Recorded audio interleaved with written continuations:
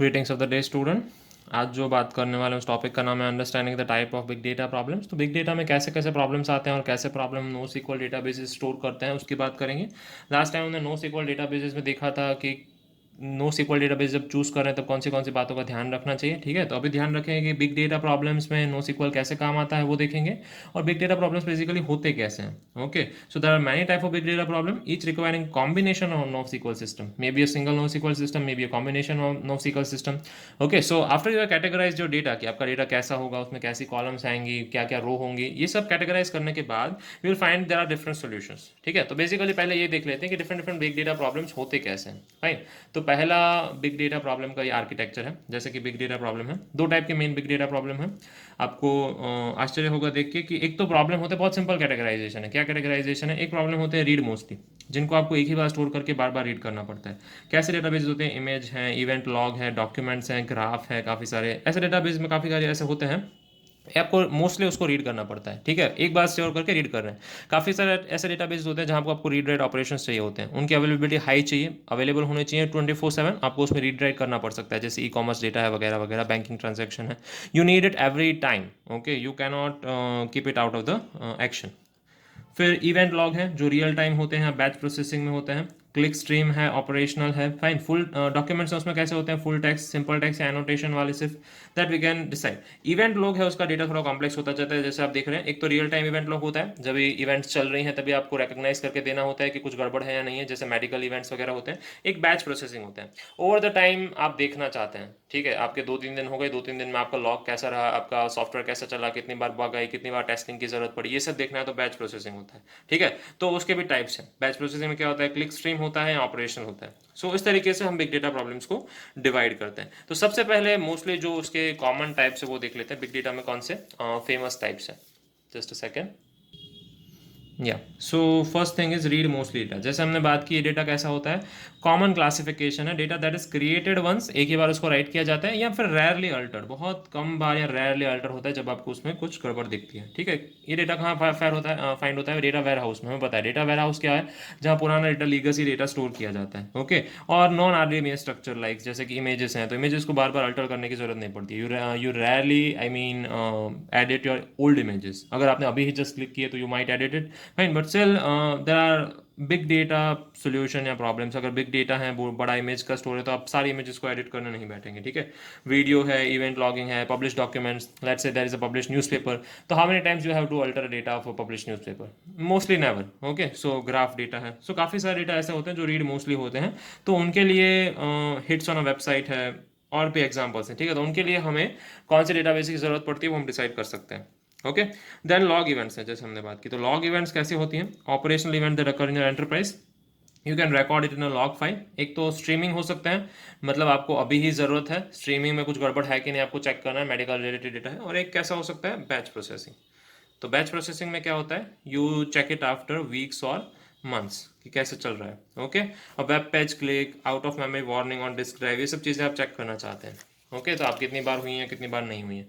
In the past, cost of the amount of the event produced were so large that many organizations opted not together to analyze it। काफ़ी सारी event पहले ऐसी होती थी कि जो लेट्स से बड़े बड़े ऑर्गेनाइजेशन है, फेसबुक वगैरह है, उनके काफ़ी सारे लॉग्स जनरेट होते थे। Logs well be were in the TBs और टेराबाइट्स और पेटाबाइट्स में लॉग्स जनरेट होते थे। जब इतने लॉग्स जनरेट हो रहे हैं तो उनका एक्चुअल डेटा जो उनको स्टोर करना है वो स्टोर नहीं कर पाते थे, तो वो ऑप्ट क्या करते थे? Gather not to analyse it, वो उसको एनालाइज करते ही नहीं थे। फाइन, फिर आते हैं कैसा डेटा? फुली टेक्स्ट डॉक्यूमेंट्स, जिसमें क्या होता है? टेक्स्ट होता है, या तो फिर what do we say, publishing data. Clear है? So these are variants of full text documents. और इनका इंपॉर्टेंट आस्पेक्ट क्या है? इनका इंपॉर्टेंट आस्पेक्ट ये है कि ये डॉक्यूमेंट स्टोर हैं या ऐसे डॉक्यूमेंट्स हैं जो नेचुरल लैंग्वेज कंटेन करते हैं, लाइक इंग्लिश लैंग्वेज, जो आप उसको क्वेरी कर सकते हैं। कैसे क्वेरी कर सकते हैं? डॉक्यूमेंट स्टोर के हिसाब से। डॉक्यूमेंट स्टोर क्या होता है कि आपका पूरा ऑफिस डॉक्यूमेंट है, माइक्रोसॉफ्ट ऑफिस डॉक्यूमेंट है, कोई भी सॉफ्टवेयर जो आप यूज़ करते हैं, उस तरीके से स्टोर कर सकते हैं। जैसे आप एसक्यूएल सिस्टम को आप क्वेरी कर रहे हैं, आप उस डेटा को क्वेरी करिए। आपका अगर एक ही फोल्डर में काफ़ी सारे डॉक्यूमेंट है तो सारे डॉक्यूमेंट में क्वेरी हो जाएगी, एक ही डॉक्यूमेंट है तो एक ही डॉक्यूमेंट में क्वेरी हो जाएगी। तो you can query it very easily. So this was about full text document. तो अभी जो हमें बात करनी है वो है शेयर्ड नथिंग आर्किटेक्चर के बारे में, ठीक है। ध्यान से देखेंगे ये टर्म क्या रियलाइज करती है, क्या इसका मतलब क्या होता है, ओके। तो डिफरेंट डिफरेंट एस्पेक्ट देखें बिग डेटा के बारे में। एक तो फुल्ली टेक्स्ट डॉक्यूमेंट होते हैं, रीड मोस्टली डॉक्यूमेंट होते हैं, लॉग डॉक्यूमेंट होते हैं। एक तो read mostly MOSTLY, and then we have log events जो काफ़ी सारे लोग स्टोर भी नहीं करना चाहते हैं, and then we have full text documents.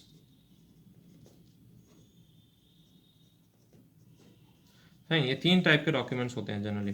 तो इन तीनों टाइप के डॉक्यूमेंट्स के बारे में हमने बात की, और इनको एनालाइज करने के लिए कौन सा आर्किटेक्चर यूज़ करते हो, shared nothing architecture. There are तो शेयर्ड नथिंग आर्किटेक्चर होता क्या है, जैसे नाम सजेस्ट कर रहा है, यू आर शेयरिंग नथिंग। अगर आप कुछ भी दूसरे कंप्यूटर के साथ शेयर नहीं कर रहे हैं तो ऐसा आर्किटेक्चर को शेयर्ड नथिंग आर्किटेक्चर कह सकते हैं, ठीक है। पर शेयर होता क्या है, तो some things can be share between computer, जैसे कि रैम शेयर हो सकती है, डिस्क है यानी कि हार्ड डिस्क है, HDD वो स्टोर हो सकती है, शेयर हो सकती है। और शेयर्ड नथिंग में कुछ भी शेयर नहीं होता, नथिंग इज शेयर्ड, ओके। एक फिगर देखते हैं जो हमें ये एक्सप्लेन कर देगा। इस तीनों अल्टरनेटिव में से शेयर्ड नथिंग आर्किटेक्चर बहुत कॉस्ट इफेक्टिव है कॉस्ट पर प्रोसेस के तौर पे, ठीक है, क्योंकि वो कमोडिटी हार्डवेयर यूज़ करता है। कमोडिटी हार्डवेयर मतलब हम पहले बात कर चुके हैं, ऐसा हार्डवेयर जो कॉमनली नॉर्मल वेंडर्स के पास आपके घर पे के आसपास अवेलेबल होता है, ठीक है। तो कमोडिटी हार्डवेयर के थ्रू हम शेयर्ड नथिंग आर्किटेक्चर यूज़ करते हैं, तो हमारा कॉस्ट बचता है। कंप्यूटर बढ़ जाते हैं पर कॉस्ट बचता है। Let's see how it is done.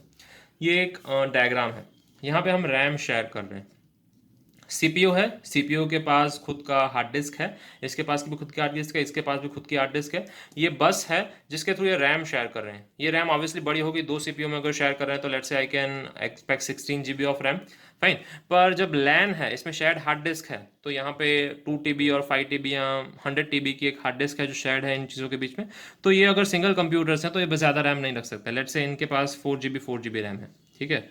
ये जो हम बात कर रहे हैं वो नॉर्मल कंप्यूटर्स की बात कर रहे हैं, ऐसे नंबर्स ले रहे हैं जो हम समझ पाएँ। पर एक्चुअल में जब हम सर्वर्स की बातें करते हैं नंबर्स काफ़ी बड़े होते हैं in terms of RAM and all, ठीक है। तो मैं अगर 4 GB की बात कर रहा हूँ तो ये नॉर्मल कंप्यूटर्स की बात है।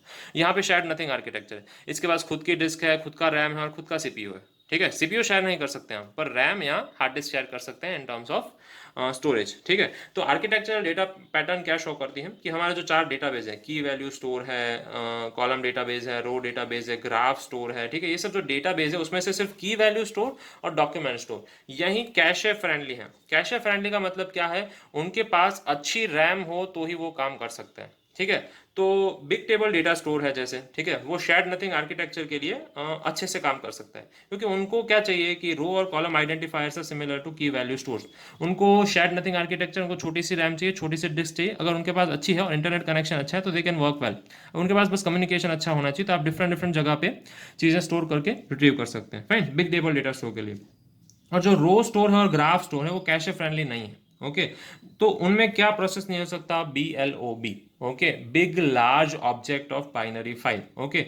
तो उससे क्या होता है, that can be stored in a cache, fine. तो रैम नहीं आपके पास अच्छी, अगर आपके पास 16 GB ऑफ रैम है तो कभी ये कंप्यूटर अगर नहीं यूज कर रहा है सेकंड कंप्यूटर, तो फर्स्ट कंप्यूटर क्या कर सकता है, let's say this is the first computer, this is second computer.